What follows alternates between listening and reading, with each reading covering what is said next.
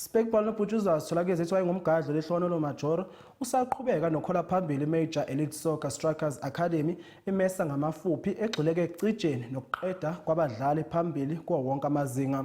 Abadlali ke bafana noMduduzi Shabalala noMuhawu Nkotha yibona sebehlomulile kulolu hlelo. uMajoro ke uthi umsebenzi ugxile ekuthuthukiseni ubukhali nasekuhlaseleni nasekusizeni abagadli ukuthi babe nokwezethemba okukhulu kanye nokwelashwa ngaphakathi kwepenalty. Ulihlono loMajoro wayeyifolosi yamaqela afana Orlando Pirates kunye neKaizer Chiefs uqale i-Academy leyo izawuthi inceda abadlali babe nako ukufaka amanqaku.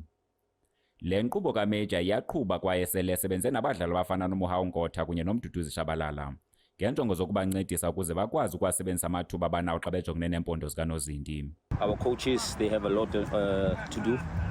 They focus on the team entirely. We also have goalkeeper coaches that focuses primarily on the goalkeepers, but we never have the strikers coaches, the ones that are expected to win new matches. And that's why I decided, like, when I finish playing soccer, let me contribute positively towards our South African football.